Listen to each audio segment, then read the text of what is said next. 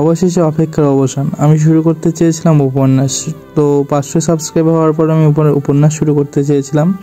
তো আজকে শুরু করতে চলেছি আমার বলা প্রথম উপন্যাস। এটা হবে পদ্মজা। আমি পদ্মজা, লিখেছেন ইলমা বেহেরনোজ। তার লেখা উপন্যাসটা আজকে আপনাদের পড়ে শোনাবো। আশা করি আপনাদের অনেক ভালো লাগবে। আমি যতটা পারবো এই পর্বে তুলে ধরার চেষ্টা করব, পর্ব 1 বা পর্ব 2 থেকে পর্যন্ত। তো বেশি দেরি না করে গল্পটা শুরু করতে চলেছি। আমি পদ্মজা 1। ফাহিমা ক্লান্ত হয়ে ধপ করে ফ্লোরে বসে পড়ল। হাত থেকে লাঠি পড়ে গিয়ে মৃদু আওয়াজ তোলে। তার শরীরে ঘেমে একাকার, কপালের বিন্দু বিন্দু ঘাম হাতের তালু দিয়ে মুছে বারবার কয়েকবার জোরে জোরে নিঃশ্বাস ফেলল। এরপর চোখ তুলে সামনে তাকালো। রিমান্ডে কোনো পুরুষই টিকতে পারে না। সেখানে একটি মেয়ে আজ 4 দিন ধরে রিমান্ডে, তার সামনে চেহারে বাঁধা অবস্থায় ঝিমোচ্ছে।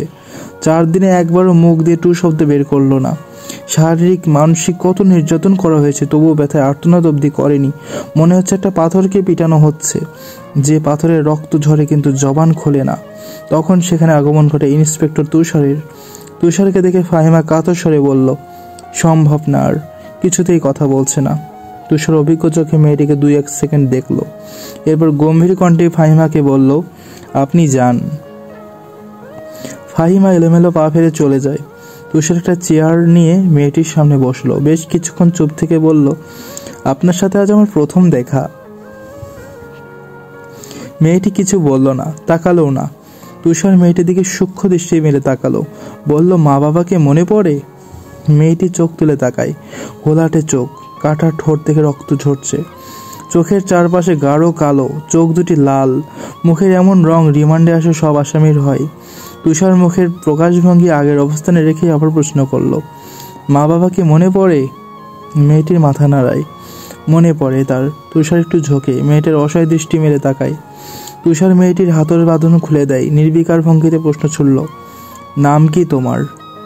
যদিও তুষার মেয়েটির নাম সহ পুরো ডিটেলস জানে, তবুও জিজ্ঞাসা করলো। তার মনে হচ্ছে মেয়েটি কথা বলবে।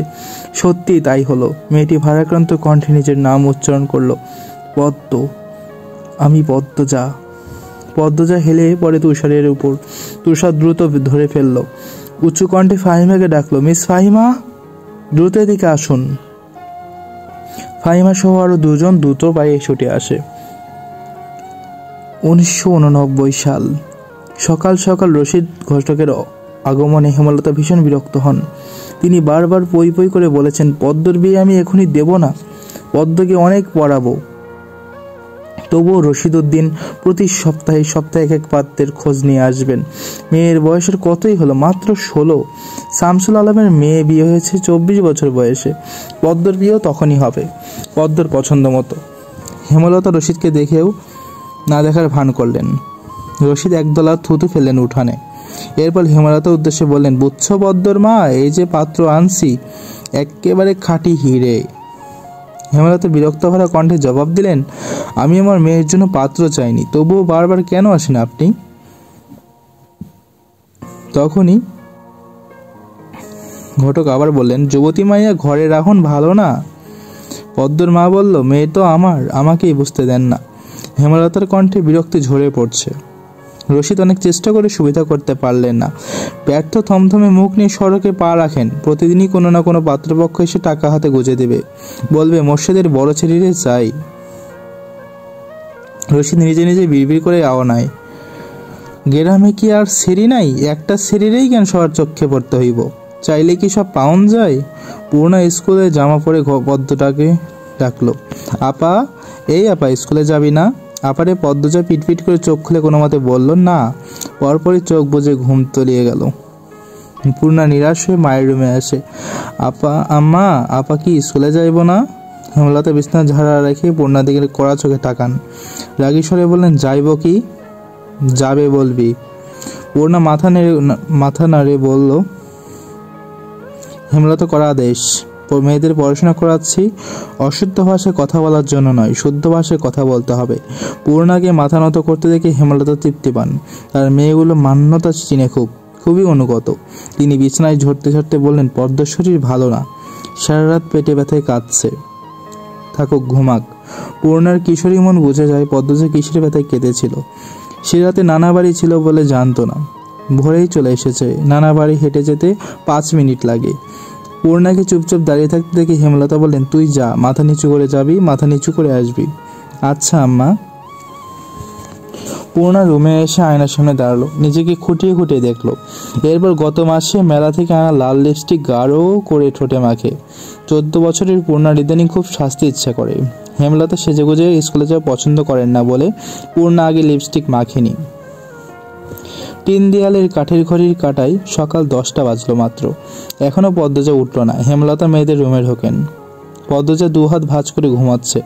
জানলার পর্দা ভেদ করে আসা আলতো পেলব রোদ্দুরের স্পর্শে পদ্মজার মসৃণ পাতলা ঠোঁট ফর্সা করে ত্বক চিকচিক করছে। হেমলতা বিসমিল্লাহ বলে 3 বার ফু দেন মেয়ের শরীরে। গুরুজনরা বলেন মায়ের নজর লাগে বেশি, নজর কাটাতে বিসমিল্লাহ বলে ফু দিতে হয়। হেমলতার মায়া লাগছে পদ্মজার ঘুম ভাঙাতে, তবুও আদুরে গলায় ডাকলেন, পদ্ম, এই পদ্ম। পদ্মজা চোখ খুলে মাকে দেখে দ্রুত উঠে বসে। যেদিন ঘুম থেকে উঠতে দেরি হয় সেদিনই হেমলতা ডেকে তোলেন। পদ্মজা অপরাধী কণ্ঠে প্রশ্ন করল, বেশি দেরি হয়ে গেছে আম্মা? সমস্যা নেই, মুখ ধুয়ে খেতে আয়। পদ্মজা দ্রুত কলপাড়ে গিয়ে ব্রাশ করে, মুখ ধৌত করে। হেমলতা শিক্ষকের মেয়ে, তাই তার নিয়ম নীতির প্রতি প্রভাব বেশি। মেয়েদের শক্তপোক্ত নিয়মে রেখে বড় করছেন। পদ্মজা রান্নাঘরে ঢুকে দেখলো প্লেটে খাবার সাজানো। সে মৃদু হেসে প্লেট নিয়ে টেবিলে গিয়ে বসলো। তখন হেমলতা আসেন। পদ্ম দ্রুত অন্যান্য মেয়ে মাথা ঢাকে।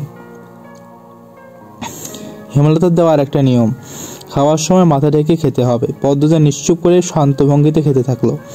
হেমলতা মেয়েকে সহজ কণ্ঠে বললেন, তাড়াহুড়ো করছিস কেন? মুখ ধুতে গিয়ে চুল ভিজিয়ে এসেছিস, রোদে বসে চুলটা শুকিয়ে নিবি খাওয়ার পরে। আচ্ছা আম্মা, ঠিক আছে। আম্মা, পূর্ণা প্রেমা আসে নাই?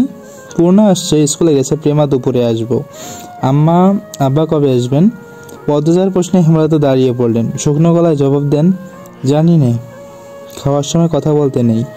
হেমলতা চলে যেতেই পদ্মজার চোখ থেকে টুপ করে 1 ফোঁটা জল পরে পাতে। পদ্মজা দ্রুত হাতের উল্টো পাশ দিয়ে চোখের জল মোছে। পদ্মজার জীবনে জন্মদাতা আছে ঠিকই, কিন্তু জন্মদাতার আদর নেই। সে জানে না তার দোষটা কি, কেন নিজের বাবা নাকি বাকি বোনদের আদর করলো তাকে করে না, কথা অবধিও বলেন না। 2 বার মাকে জিজ্ঞেস করেছে সে, আমি কি তোমাদের সত্যিকারের মেয়ে আম্মা? সন্তান হয় না বলে কি দত্তক নিয়েছিলে? আব্বা কেন আমাকে এত অবহেলা করেন? ও আম্মা, বলো না। হেমলতা তখন নিশ্চুপ থাকেন। অনেকক্ষণ পর বলেন, তুই আমার গর্ভের সন্তান আর তোর বাবারই মেয়ে।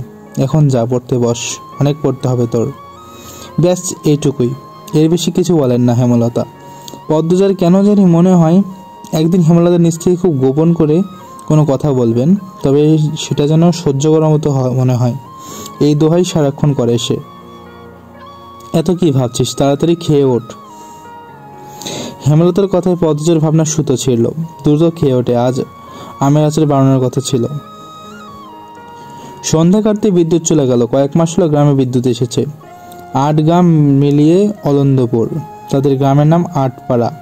প্রতিদিন নিয়ম করে সন্ধ্যা রাত থেকে 3 ঘন্টা গ্রামে অন্ধকার তলিয়ে থাকে। আর সারাদিন তো বিদ্যুতের নামগন্ধ থাকে না। বিদ্যুৎ দিয়ে লাভটা হলো কি, পদ্মজা, পূর্ণা, প্রেমা 3 বোন একসাথে পড়তে বসেছিল। বাড়ি অন্ধকার হতেই 9 বছরের প্রেমা খামচে ধরে পদ্মজার ওন্না। পদ্মজা মৃদুস্বরে ডাকলো, আম্মা, আম্মা, আয় টর্চ নিয়ে যা। হেমলতার আহ্বানে পদ্মজা উঠে দাঁড়ালো। প্রেমা অন্ধকার খুব ভয় পায়। পদ্মজার ওন্না ছেড়ে পূর্ণার হাত চেপে ধরে।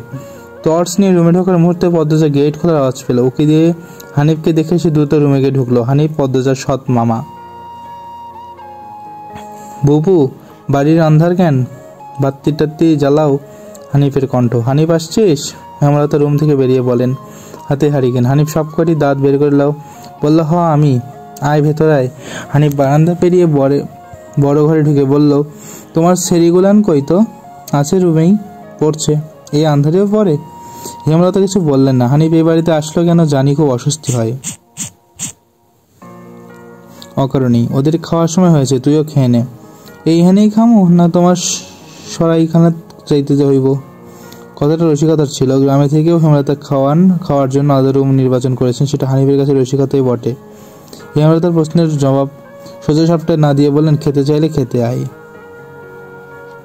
পদ্মজা কিছুতেই খেতে আসলো না, কেমন জড়সড় হয়ে আছে, মনে হচ্ছে হানিফকে ভয় পাচ্ছে বা অবহেলা করছে। হানিফ 6 বছর সৌদিতে ছিল, 3 মাস হলো দেশে এসেছে। সেই 3 মাসে যতবার হানিফ এ বাড়িতে পা রেখেছেন ততবারই পদ্মজা অজুহাত দিয়ে দূরে দূরে থাকছে।